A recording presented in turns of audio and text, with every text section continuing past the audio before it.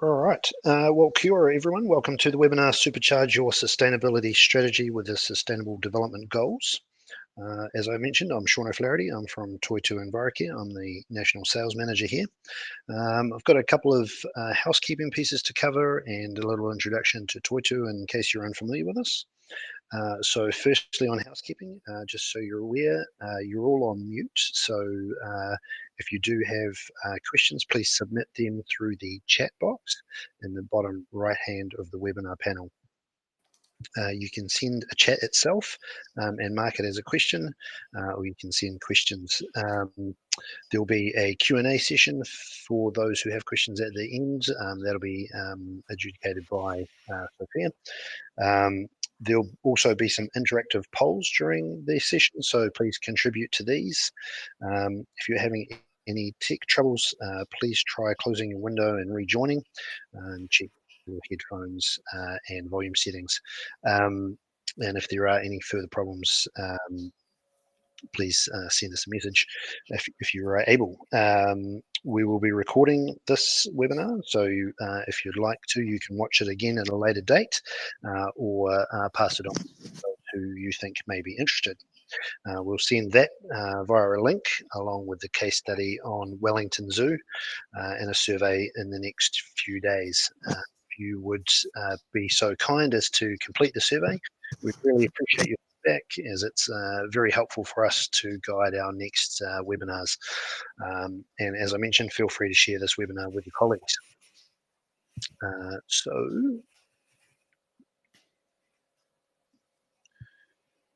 on to the next slides. So just a little around Toitū Envirocare. We're a subsidiary of Manaaki Whenua Landcare Research, one of New Zealand's CRIs, Crown Research Institutes. So we're essentially 100% government owned, and we've been providing organisations with assistance around their environmental certification for well over a decade now. So we own and operate the Carbon Reduce, Toitū Carbon Reduce and Toitū Carbon Zero programs. And as you can see there, we're members of the Climate Leaders Coalition, Sustainable Business Council, and Sustainable Business Network. I think one of the important points on this slide is the JASANS accreditation, or the JASANS logo there. And we are accredited by JASANS to provide certification for the programs that we offer. So very important there. It means that someone's looking over our shoulder when we provide you with certifications. The programs that we offer are sort of split into two main groups. That's the carbon programs, as I mentioned, Carbon Reduce and Carbon Zero, and the Toitū Enviromark program, which is the environmental management system, which is built against the ISO 14001 standard. I'm sure many of you will be aware of these programs. And then we also have what we'd call special projects, and I'm sure that Sophia is going to mention the Sustainable Development Goals materiality assessment. We also do verification of third-party developed emissions inventories, gap analysis, and we are able to provide guidance on creating science-based targets, and we're accredited by CDP. To provide, we have a link in our software that helps organisations put their information up to the CDP platform. So I will, at this point, pass over to Sophia to introduce the panel, start the webinar. Hello, can everyone hear me? I can. You can. Okay, awesome. I was just looking in the comments box to see that people were saying that they couldn't hear anything, but hopefully that's all sorted now. Okay, awesome. Thank you everyone for joining us. My name is Sophia White. I'm a sustainability advisor for Toitū Envirocare, and I'm super excited to be sharing with you today my passion for the SDGs. With me today, I have two representatives from organisations taking leading roles on the SDGs. I've got Amy Hughes. Amy is the General Manager for Communication, Experience and Conservation at Wellington Zoo, and she was a key member of the team leading, taking the lead on SDG Alignment Project. Gary Walker. Gary is a sustainability leadership coach, finishing a project to help embed the SDGs into the Auckland hospital and would love to see it roll out to the entire NZ health sector. And we'll hear more from them later on in the webinar. This is the first webinar I've ever done, so as a big ask, I'd love it if you do have questions, that when we do have Q&A, you feel brave enough to put them out there, and yeah, don't just leave me being quiet.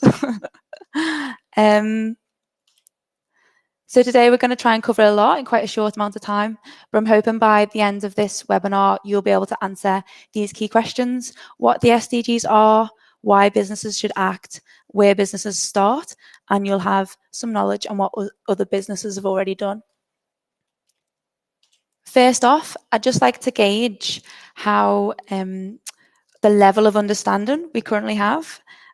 So Bron's just put up a poll there. If you could answer whether or not this is the first time you heard of the SDGs, or if your organisation's already working on them, it'll give us a good idea of where we are all at.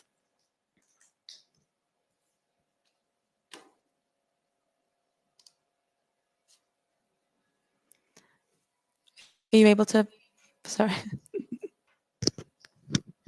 Giving everyone a minute. We've got about 33%. Come on, guys, we can do better than that.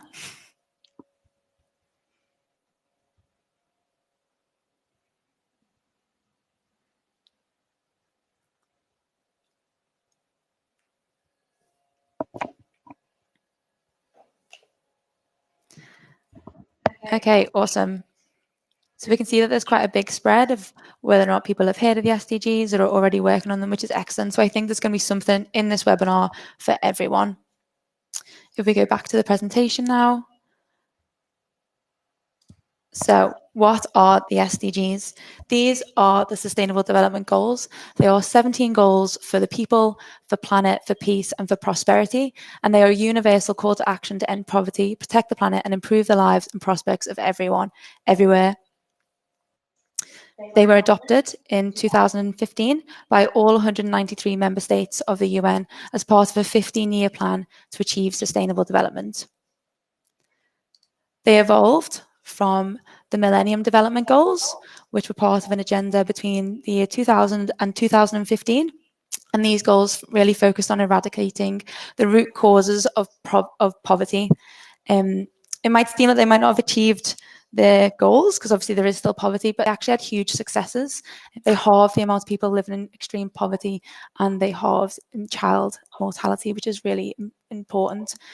But where there were many lessons learned from the successes and the failures of the Millennium Development Goals, the SDGs have took them on, and they are seeking to finish what the MDGs could not.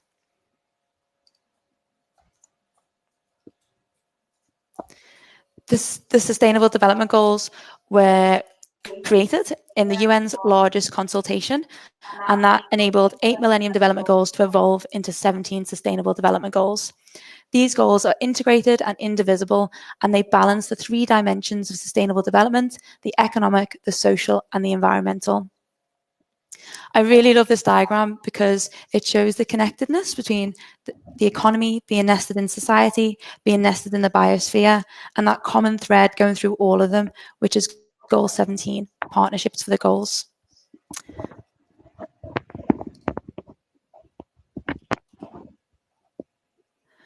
I just mentioned the engagement process. Oh, is there a bit of an echo? Yeah, just trying to get you maybe a little bit Sorry. Sorry about that. So I just mentioned the engagement process, the consultation that the UN undergone to create the goals. Can you mute your mic? And a key sector of society that was included in this engagement process was business. So from the offset, it's always been recognised that business is a key sector in achieving the Global Sustainable Development Goals. And I just want to read out a quote of what Ban Ki-moon said in his address to the UN Global Compact some years ago, which is that responsible businesses have enormous power to create decent jobs, open access to education and basic services, and unlock energy solutions and end discrimination. I count on you to drive global progress. So we're a third of the way through the agenda. And are we a third of the way through achieving these goals? Well, let's have a look. No, unfortunately, we are not on track to meet a single one of these goals.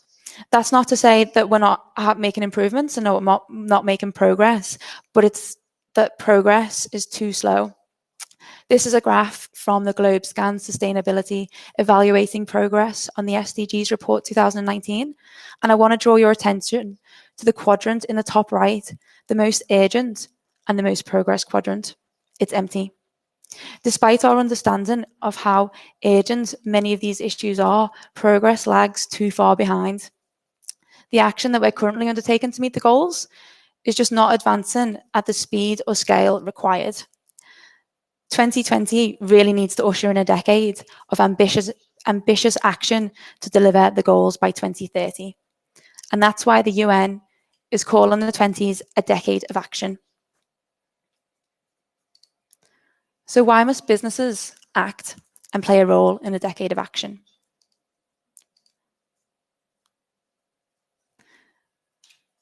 The challenges are great. There's no arguing about that. And they might not seem tangible to your day-to-day operations, no matter what business you're in. But the impacts of these challenges will be enormous for everyone.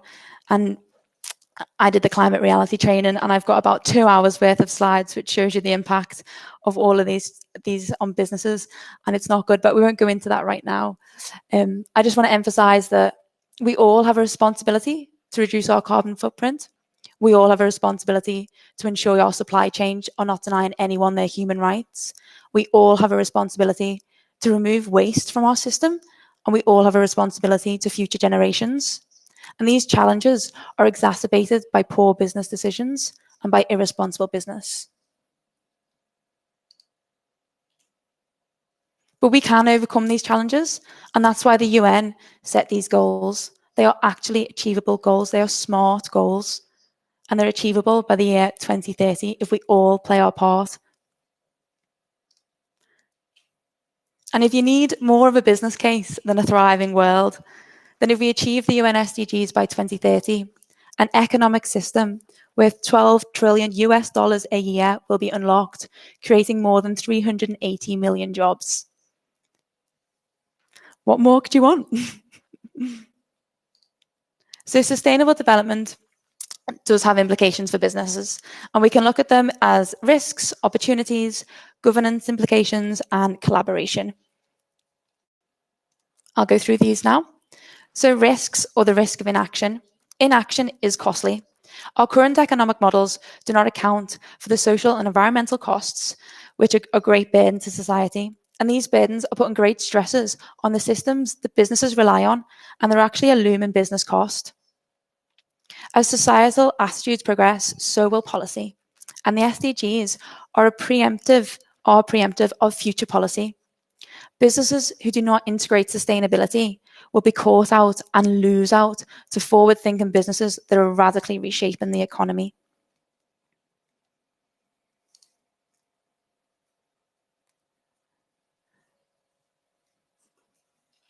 Better governance. Without a doubt, oh, wait, I think I just skipped one, sorry. Opportunities. Without a doubt, the greatest driver of them all can be opportunities. And so in business language, we could look at return on investment. And here's a graph showing how carbon efficiency as a proxy for sustainable development is actually proven that the businesses that are committed and proven carbon reductions are reaping their rewards and outperforming their competitors. Governance. It is imperative that businesses communicate their risks. And if businesses are able to communicate and disclose their sustainable development related risks and information in a way that's compatible with existing disclosure requirements, then they will be given their decision makers the sort of transparent, comparable information needed to make better decisions for people, planet, and prosperity. And here's some examples of the new policy and best practice coming into play this year.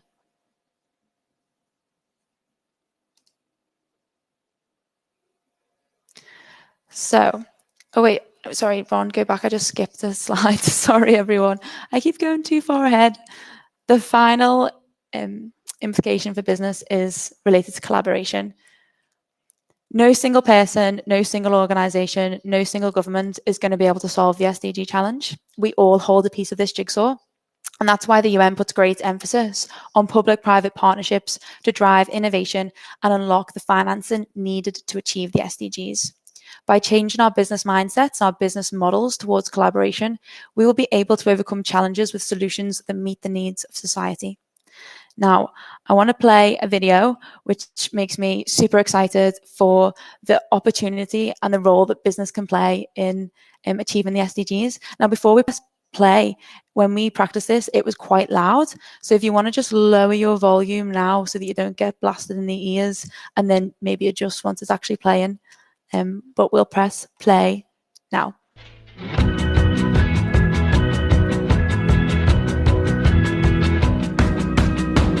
Got a little soul, the world is cold, cold place to be. Want a little warmth, but who's gonna save a little warmth for me? We know the fire ways, some believers, all of the sinners the same. Girl, you and I would die, unbelievers bound to the tracks of the train. If I'm born again, I know that the world will disagree. Want a little grace, but who's gonna say a little grace for me? I know I love you, and you love the sea. But what only water contains a little drop for me.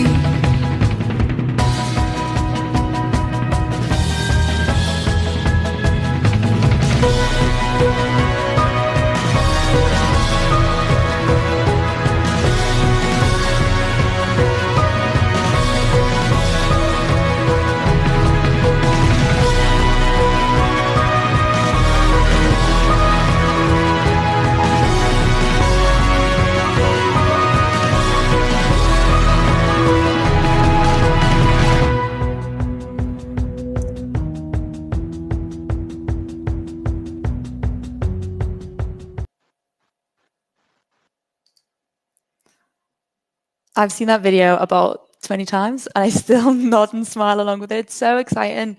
I hope you all enjoyed that, and please do show it at your next team meeting. But what that really emphasized is that every business has a role to play. And so I want to just highlight these two initiatives, which are my favorite. It's the United Nations Global Compact, which is the world's largest corporate sustainability initiative, and also Businesses for 2030. These two platforms have amazing resources, and it also gives heaps of information on businesses that you can compare yourselves to. So I do recommend you guys checking these out after the webinar or in your spare time. So I will just take like 1 or 2 or 3 questions if anyone has any on why businesses should act. I went through that quite quickly and there was a few little mistakes. So if anybody has any questions now, do fire them at me.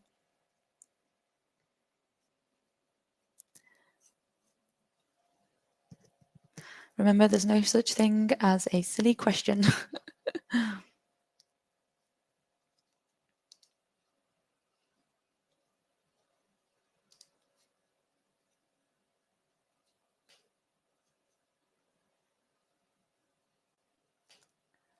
What's my view about the SDG Action Platform? It's quite new, so I haven't actually had a chance to look at it in much detail, but I think it's really, I think it looks much more usable than some of the other tools I've seen come out of the UN, and I think it'll make a big difference. But yeah, I haven't had heaps of time to explore it, and I know that there's actually a webinar coming on later this month on how to use the SDG Action Platform for others that would be interested in how to use that. The name of the second org just shown was Businesses for 2030. Do I know the estimated dollars and jobs for NZ from the SDGs? I actually don't know the answer to that question, but that would be an excellent research project for someone. And maybe I'll go away and do some research and see if somebody already has done that. What specific role does Toitū play in relation to the SDGs? Awesome question. Well, obviously Toitū, we do a lot of work on the carbon management and reduction. And so we're very much focused on that goal 13, which is climate action, but we're also a B Corp. So we do a lot of work in that decent goal 8 in decent work and economic growth section. But as our the primary purpose that we serve business to business, I'd say we definitely are really focused on SDG 13. I think I'll move on to the next section. One more question. What level of awareness and drive do you see from consumers to buy from purpose-driven or SDG-focused businesses as opposed to the cheapest product? I think it's increasing the level of awareness. I think there's always going to be people who are unable to make the decision to buy purpose-driven or SDG-focused products because they're often seen as more expensive. Because obviously, if you're making things on mass produce and you're cutting corners and you're paying people a really poor wage, then things will be cheaper. And there's always going to be people, well, hopefully not always, but there are people that won't have the financial freedom to actually choose what they can buy. But I think awareness is growing, and I think it's definitely growing within the generations coming forward. And I think if you look at the Calmer Brunton Better Futures reports from the last few years, that definitely shows the trends increasing of consumers actually transforming to say that they really want to buy from organizations and work with businesses that are doing good, not just trying to make a profit. So I'll move on to the next section now, and hopefully I've answered some of those questions. If you've got any more, we'll have a bigger Q&A section later, so maybe just take a note of it so that it doesn't get lost in the comment box. So the next section, where do businesses start? There are 17 goals. So do you choose one? Do you choose all of them? Whatever you do, don't play SDG bingo. Don't just choose the ones that are prettiest colours or the ones that you like the icons of. And please do not just shoehorn what you're already doing into an SDG bucket and say that you're actually contributing to the global goals, because what you're doing is making business as usual sound like it's contributing to the global agenda. And people might accuse you of greenwashing or SDG washing. So what do? Well, to make sure that you're actually not being accused of greenwashing or SDG washing, what you need to know is what your impact as a business is and how you can improve it. And therefore, you need to go on a process that has these key ingredients. You need to acknowledge the issues you have to take responsibility for, be transparent, have integrity, use your influence, choose your most material issues, engage and be inclusive with your stakeholders, be authentic, and show leadership. So not that many ingredients.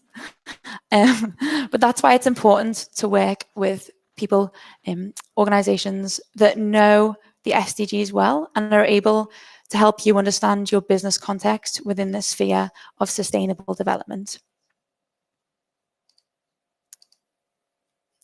I want to go into a little bit more detail about the goals now, because I think this is an important exercise. I'm not going to go into every goal. I'm just going to go further into one. But behind every goal, there are targets, and these targets tell a story that make the goal much more tangible to everyone, to every part of society. And so there's 17 goals and 169 targets. And I want to do a little exercise now and ask you, what does zero hunger mean to you? If you could just write in the comment box what zero hunger means to you, and we can get a gauge of current perceptions of the goals, especially at this high level. Nice. Poor nutrition. Yeah, nutrition. No people starving. Yeah. Yeah. Everyone eats every day. Starving. Yeah. Awesome. No trend up. Children going to school hungry. Awesome. I can see people are really focusing on the fact that we need to make sure that no one's starving, there's no famine, that kids are going to school hungry, that everyone is getting a nutritious diet. And that's super important. So the UN agrees with all of you as well. Zero hunger for the UN. It has 8 targets underneath it, and these are I've just highlighted 6 here. But yeah, it means safe and nutritious food, an end of malnutrition, double support for small-scale food producers like women and Indigenous communities, sustainable practices in agriculture, and genetic diversity in food production, which is a little bit more, well, a lot more than what you would guess from just the top-level zero hunger. And the UN obviously says that we can all do something, even if it's as small as not throwing away food, because when a third of the world's food is actually wasted, that just highlights a catastrophic, unsustainable system. So to set the goal in the context of New Zealand, what would this goal mean in New Zealand? Can everyone see the slide, or is it being slow to load for everybody else as well? Can you see it? Yeah, okay. Everybody else can see it except me, which is great. So what would this goal mean in New Zealand? Well, I just did a bit of research, and if we set this goal in the context of New Zealand, there's actually a heap of challenges that New Zealand has that we could focus on and tangibly link to the UN global goal of zero hunger. Because 1 out of 5 children go to school hungry. Almost a quarter of our elderly population are malnourished. And New Zealand's most vulnerable communities are most exposed to the obesity crisis. So these are challenges that we can link from our own communities and this country to a global issue. And that's what we need to do in much more detail, and in relation to the business context, is unraveling these goals, taking them from what we assume from those high-level images and icons to what it actually means in the context of either your organization, your community, and your country. So how do we translate 17 Sustainable Development Goals into sustainable business goals? Well, we've got a 5-step process. This is just a high-level walkthrough of the Toitū materiality assessment process that I want to share with all of you today, and hopefully this will help you in supercharging your sustainability strategy. And we make sure that those key ingredients are embedded and key to making sure that this sustainability materiality assessment has the impact it needs. So step 1, self-assessing. This isn't so you can shoehorn what you're already doing. This is so that you can have a look at where you're already spending money, what initiatives you have, or just what level of your sustainability journey you're already on, which is really important for when you actually have your priority goals, that you know actually what point you're starting at, so you can actually be strategic about getting to where you need to be. Step 2. Understanding the goals in the context of your organization. And this isn't just looking at the high-level goals again, but this is looking at sustainability, challenges and opportunities. And you can break that down into social, economic, and environmental if it's easier for you. And looking through your value chain and the end-of-life products, end-of-life of your products and services is also really important in thinking about all of the challenges and opportunities faced within your business sphere and the influence that you actually have. Step 3. Engaging with your stakeholders.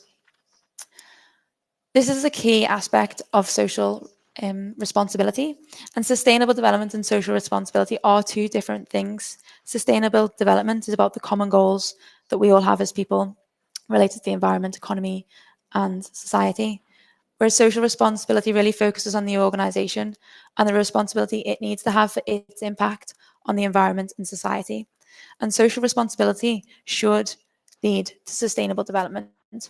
Businesses can't focus on all 17 goals, and that's why you must prioritize these goals. By working with your stakeholders, you'll be able to do that. So these 2 key pillars of social responsibility are recognizing what it is that you need to take responsibility for, the impacts you have, and actually engaging with your stakeholders so you know what impact you have and you can get the feedback and you can work with them to improve.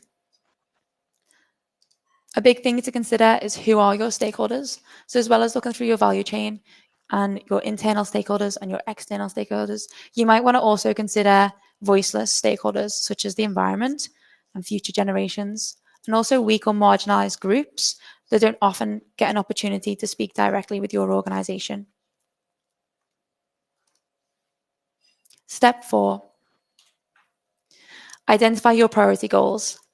Once you've got your stakeholder feedback, you'll be able to analyze that feedback and come up with conclusions and put it into a materiality matrix once you've correlated that to data and information, however you've went through your stakeholder engagement. A materiality matrix is really important for identifying what goals are coming up as high priority to you and high priority to your stakeholders. And there are multiple different ways of creating these materiality matrices. This is just one example of how we could look at stakeholders' SDGs issues that are important to you and also important to your stakeholders.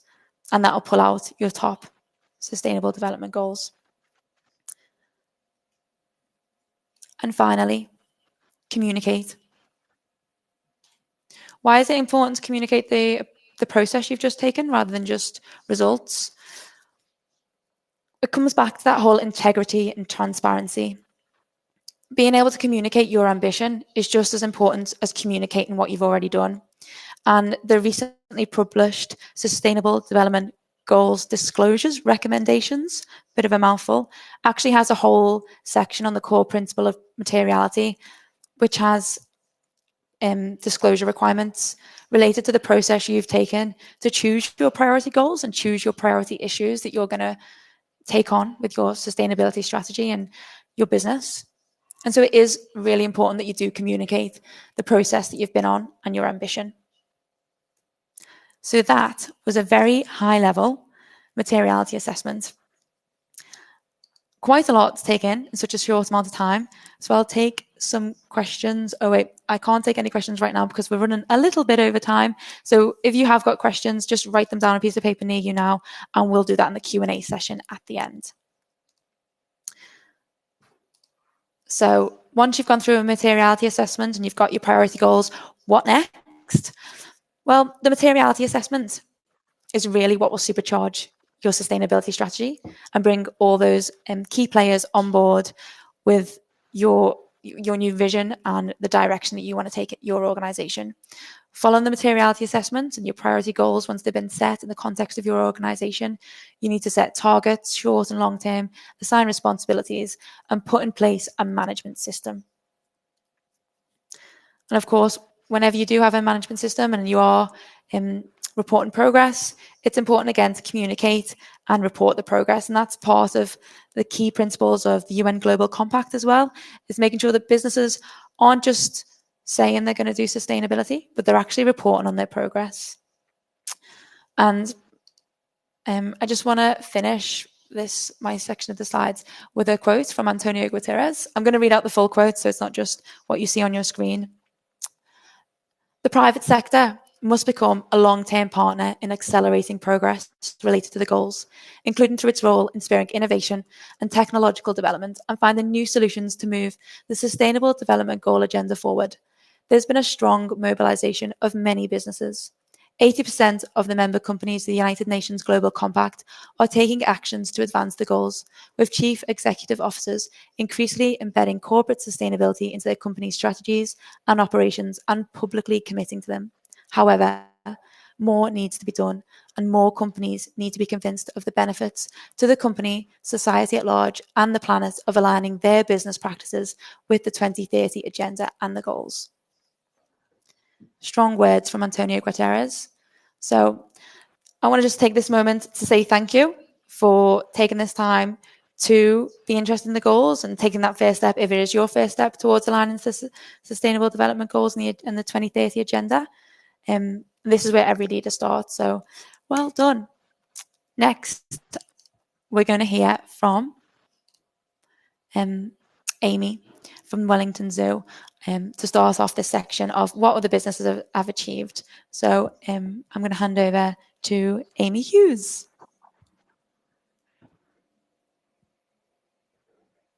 Kia ora koutou, ko Amy Hughes tēnei. Can everyone hear me okay? I have got a bit of a cold, so I apologise for that, and if it makes me harder to hear.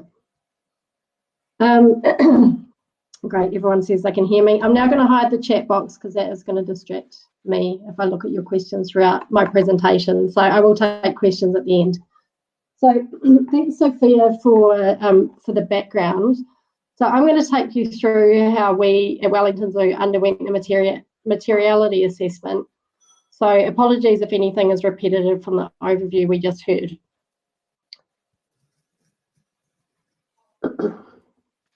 So sustainability is built into the fabric of Wellington Zoo, and social, environmental and financial sustainability is a cornerstone of our organisational strategy.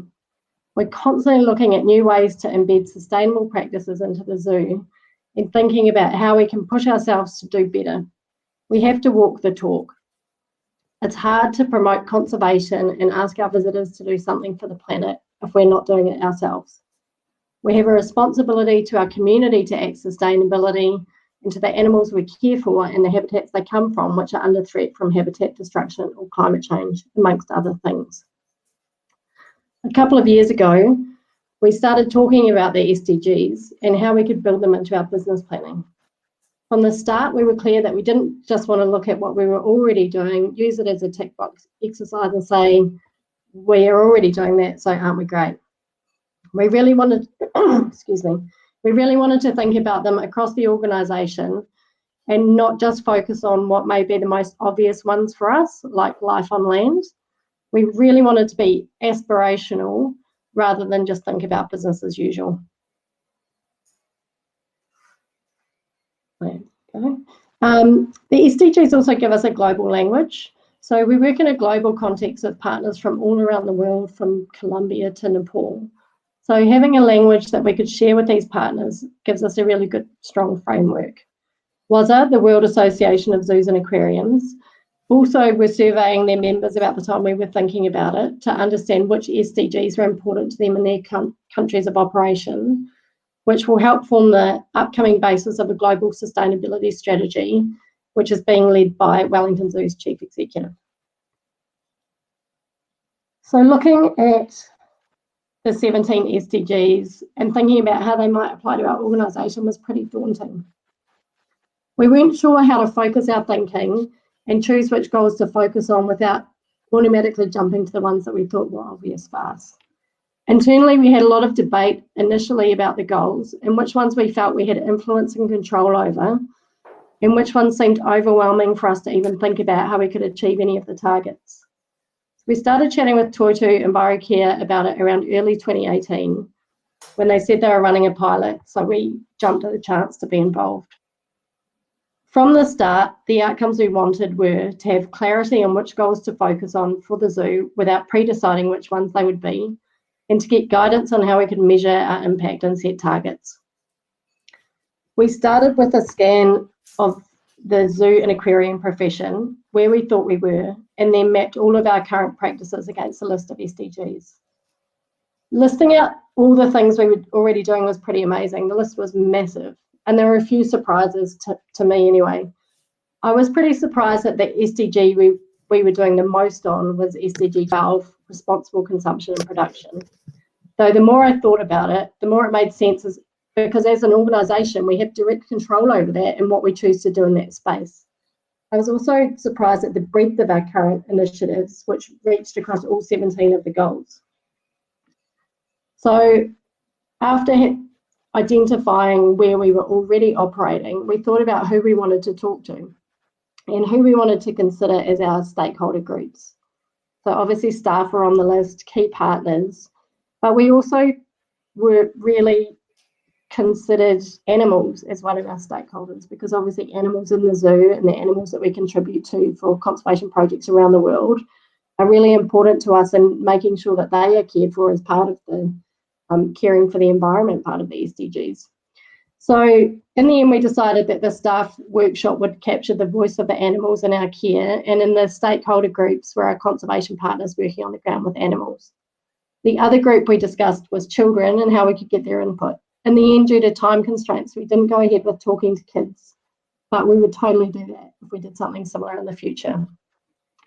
So we held a couple of staff workshops, and the questions we asked them, our community and our key stakeholders, were essentially the same.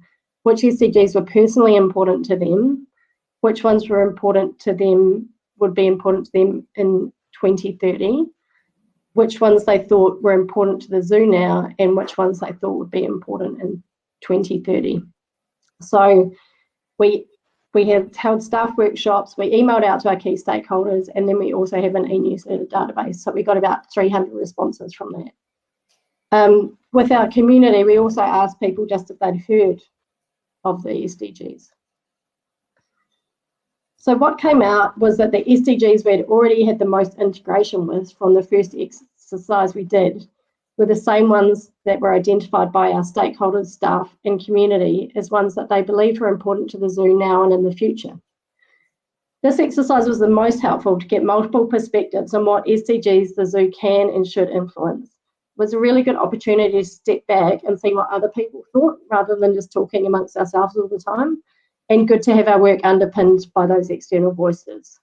So 35% of our visitors had heard of the SDGs, and they saw us as sustainability leaders who could lead the way in bringing the community along with us. From the results, there was a real marked increase in the stakeholder group for both their organisations and what they thought would be important to the zoo from now to 2030 as to the importance of climate change and sustainable cities and communities as goals. So when we were thinking about which goals we wanted to focus on, we really wanted to think of that future focus as well. So this word cloud was the words that the community came up with when we asked them why they thought it was important for the zoo to be involved in the SDGs. So climate action came through really strongly, as you can see there. So from these results, we got the materiality matrix, which I noticed happened to be the same one that Sophia had in her presentation. So important to both our visitors and our stakeholders were goals for quality education, 12 responsible consumption and production, 13 climate action, 14 life below water, 15 life on land, and then with 11 sustainable cities and communities and 17 partnerships for the goals being on the fringe. So all the groups had identified sustainable cities and communities as important to some extent, but only the zoo and key stakeholders identified the partnerships for the goals as important. So from this point, we rationalised to identify our future focus, as I said before, and we decided that partnerships underpin everything anyway, so we didn't feel the need to focus on that goal. However, I felt pretty strongly about sustainable cities and communities being a focus. We've been part of the Wellington community for nearly 114 years, and we have the opportunity to show leadership to our community in this space and to bring them along with us. So with that materiality matrix, the next steps for us are to set meaningful, measurable targets around the 6 goals that we've chosen and identifying how to progress the goals. We need to be accountable to our staff, our community and our animals. We're also thinking about how we translate the work we're doing around the SDGs in the zoo and for our visitors. So for example, we're revising our conservation action messages to look at these through the lens of climate action. How do we ask Wellingtonians to take action for the environment in a relevant, accessible way and make sure that action relates back to the animals we care for and the places we come from, so there is a connection with what we do. So for example, we ask people to choose FSC certified water paper products. We show how this relates to deforestation and habitat degradation, and visitors can link their connection with a tiger at the zoo to the bigger picture. Released later this year will also be the WASA sustainability strategy, which is solely based around the goals, and that will inform our thinking as to how we're contributing to the goals as part of the global network. So our kaupapa for the zoo is metiaki kia ora, which means we must look after our environment so all things will flourish. We see contributing to the SDGs as a crucial part of this kaupapa. Thank you. I think, are we going to do questions now, Sophia? Yeah, I think we'll take 1 or 2 questions. Thanks for that presentation, Amy. That was brilliant. Amy, are you happy to read out the comment box, or would you like me to choose some and read them out to you? No, I'll have a look. Excuse me.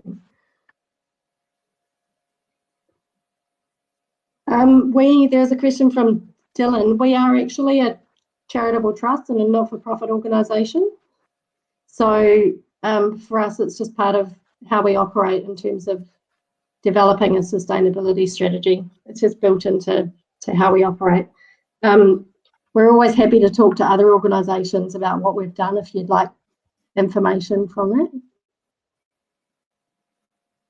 And one more question. I think there's one there from Yvonne Gilmore. Have you noticed measured cost reductions? We have previously, when we started our environmental sustainability work, we noticed cost reductions. Not so much with this work. We've done a lot of in terms of environmental sustainability anyway, we've done a lot of the kind of quick wins, and to really push our reductions further, we need to look at investing some money into it. So yeah, not currently. All right, I think now I will hand over to Gary, who is going to take us through what he did in Auckland. Fantastic. So I'm the project manager here at the hospital for the SDG alignment project, Sustainable Development Goals. And together with Manjula Sikla, who's the sustainability manager, we've led the development of this with a very engaged board and senior team. So it's been really good to have that leadership engaged. A little bit like what Sophia said, we've started along that phased approach, kicking off materiality, and we did play a little bit of bingo. And I'm going to try and see if I can move the slide forward now, which is probably more important. We did play a little bit of bingo, a little bit about the hospital. We sat down and pulled out our vision, our strategic priorities, and we came up with what those 6 SDGs mean. And so there you go, 5 minutes done, the job is done. But that is, again, bingo. And I think it was a useful exercise to see where we do work with health and where we do work with equity. But it was more important to go and say, what do our stakeholders feel? What is material to them? We had to get very clear on the why first. That was our starting point. And I think that amongst all, the context has to be where all New Zealanders live well, stay well, and get well. We looked at the SDGs and how they move towards the living standards framework in New Zealand, and then how do we actually deliver those health outcomes? So ADHB is one of New Zealand's largest hospitals, and how do we deliver those outcomes and make sure that SDG, for example, 3 is looked after? By us doing the work that we correctly will mitigate the harmful effects of health that coming from climate change and some of that health inequity. So what is our context? And I think this question has been asked a number of times by Sophia.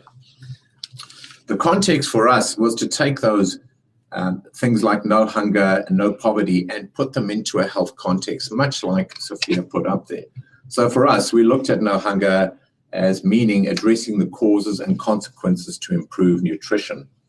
And for example, SDG 13, climate change, that related to us by protecting health from climate risks and promoting health through low carbon activities and development. So we changed the context for what it means.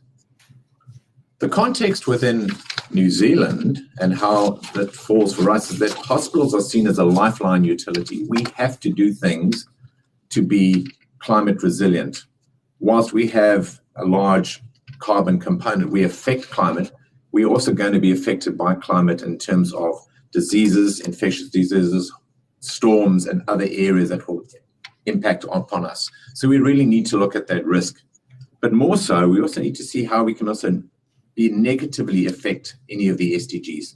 So whilst we can improve health, by the amount of water we do, we could actually impact on SDG 6, which is access to water. So we need to look at both sides of that. But where do we start? Started asking people what does sustainability mean to them, and the most common things are paper cups, transport, climate, energy, and medical waste. But it's a great conversation to get started because it allows us to have visibility on the SDGs beyond only those paper cups. It was very important for us to realize that we need to look at the bigger areas of culture and practice, our staff, we need to look at our culture, we need to look at how we integrate it, and with a finite level of resourcing. We didn't want to take away from patient care. It's the most important thing. So how do we deal with patient care and also deliver to the SDGs without affecting that funding? We looked at how the flow of data goes. So whatever we do as a hospital or whatever we do as a care provides outcomes. We provide health, we provide something that'll flow into New Zealand's health, that'll flow into the Treasury's Living Standards Framework, that fits into the World Health Organization's SDG goals, which flow into the global SDGs. So I've just switched this around a little bit. I'm not saying how do the SDGs represent us, but how do we deliver to those SDGs? This is us really aligning. So I'm going to show an interesting, I think I missed one, but I'll go back to it because it's actually quite interesting. We already do contribute, and I've just put up one of the World Health Organization's SDG goals, which is the under 5 mortality rate. I apologize for that specific one. I just chose 3.2. The goal for the world is to have 12 per 1,000 live births. The world average is 39, and you can see, as Sophia was saying, we're definitely not meeting the targets. New Zealand's current rate is 5.7, so obviously we are feeding into those targets. And the country which is represented to the left of the distribution curve is actually Somalia with 120. So yes, we're doing a bit better as New Zealand, but we can do so much better with the other SDG targets, the equity, climate, mental health, obesity. There's a lot of areas we can do a lot better. So our materiality assessment, we made sure we used the same importance. We focused where it mattered. We looked at our stakeholders. We made sure that those stakeholders were represented very well through the Te Tireo Waitangi, which being right at the center of us, along with our partnership with Ngāti Whātua. We asked a lot of stakeholders. We did surveys, workshops. We asked their understanding of the SDGs, and that sort of said, hey, how well do you know them? And if they didn't know them, we had an education piece. And once they've actually everybody come back and told us what's important to them, we actually went back and said, how comfortable are you making those decisions? So we really made sure education was a key part of that. And what came out was quite interesting. Different groups had different outcomes. Patients, different to staff, different to iwi, different to Pacific Health, different to tertiary institutions. Everybody had different priorities. At the end of the day, we've got a couple of really great feedbacks, and I think there was a word cloud from Amy. From our perspective, we also had a word cloud, but some of the things that stood out to us was a comment from a nurse. We see a lot of poverty and people that are struggling to feed themselves and families and stay well. It's really common and a huge issue. And another comment, we'd like to see more movement in the operating room towards recycling, reducing waste and reusing items like we used to. So we've got a lot of insights and inputs into this organization. So what did our matrix look like? I don't have the pretty pictures. I've got lots of different numbers. But what's important is that health equity, no poverty, sustainable communities, good water and education came out as key. This showed us that there was a good alignment between what stakeholders felt and what strategic focus has as well. What is also interesting that came out of this is that the highest ranked goals are really outcome or externally focused. But the ones that we can really impact, such as 8, 9, and 12, 8 being good work, 9, which is infrastructure, and 12, which is procurement, isn't really featuring. So for us, the next step was to get that assured, and Toitū has assured that process for us that we've done this correctly. We're now in the process of aligning what we already do and communicating that message. So right now, we've reprioritized those core SDGs into what we can actually affect and what we can control. We are really focusing around partnerships in our health with good equity, decent work, good procurement and consumption and education. And those will lead to the other outcomes on the SDGs. Whilst we're doing that, we still have to have patient care. We can't just stop looking after patients. We have to carry on looking after them. So we can't let it affect our day-to-day work. We need to make sure that we keep on delivering all the way through. So what are our key outcomes? Well, as the project has just really started, I think it's part of a long-term journey. The strategy will include that alignment, and we really need champions at all levels. And there's a saying that talks about improving health by building a better fence at the top of the cliff rather than getting more ambulances at the bottom of the cliff. The SDGs are going to certainly help build that fence at the top. However, from a hospital perspective, we are the ambulance at the bottom of the cliff. Patients and communities are key, and we need to make sure we leave no one behind. It's a big part for us. And I'll leave you with this. This is the vision of how we see the SDGs translating into an organizational well-being vision. Systems thinking and leadership at all levels is going to help transform our world. Thank you. I'm sorry for the initial issues with the voice, but I hope everything came across well. Any questions, happy to take them. Gary, that was awesome. Thank you so much, and definitely worth the wait.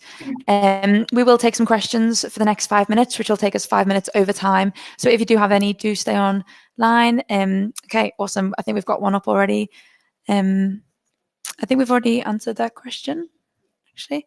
So yeah, any questions for Gary, do throw them out now.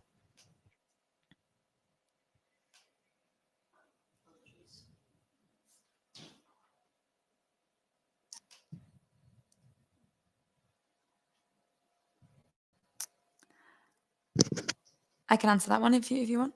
Can you please both answer if you think these goals work? If there is no legal requirement to report and deliver on these from a business perspective? No legal requirement yet. So I think these goals do still work because they're aligned to several different best practices standards. And although it's not legal, it's constantly being expected from like international markets. So I do think they do work.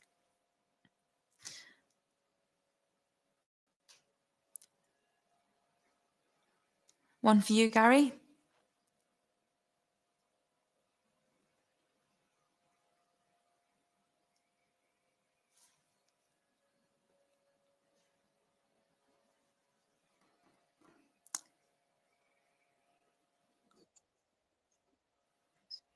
Oh. From our perspective, we are kind of hoping that what the work we're doing with the ADHB will translate to the other DHBs and across the Ministry of Health. So looking very forward to having a group conversation on this and how we can share best practice on this.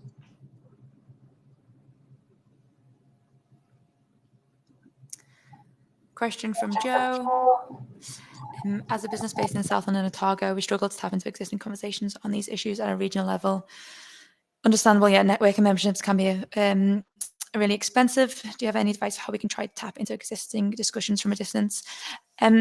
If people are on LinkedIn, I think it would be a really good idea to get together an SDG New Zealand LinkedIn group or something like that. I've had a look, I don't think there is one. And so I think there's definitely an appetite of people who want to connect and want to share ideas and link up from all over the country. So if you see a need, do take the nudge and just create a group through whatever platform you think works. That would be my advice. Next question. How broad, wide, deep is the understanding of SDGs within the organisation having undertaken this process? I think this is one for you or Amy, Gary.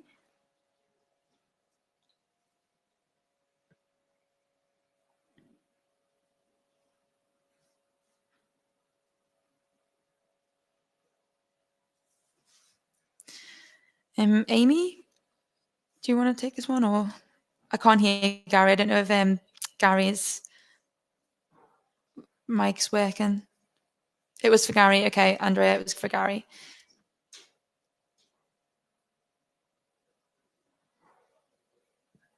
Okay, we'll just do the next question because Gary's unable to answer. Andrea, maybe reach out to Gary and further that conversation through LinkedIn. Sophia, how can all this be done executed by small companies? In a way, small companies could do this much more efficiently, much more quickly because you have less, well, I'm assuming smaller like value chains and less like bureaucratic systems to actually make change happen. And so I think it's just starting with what you can actually influence and impact and positioning yourself to align to what you've identified as your goals and then making that change happen. So I don't really think the size of your company should be a barrier to whether or not you can contribute to the global goals. It's more just about whether or not you have the appetite and the resources to do it. So next question. Okay, no more questions. Sorry, everyone. I'm glad that there's a lot of appetite for this LinkedIn group as well. So if somebody makes it, do invite us. And if it's not made within a week, maybe I'll just make it myself.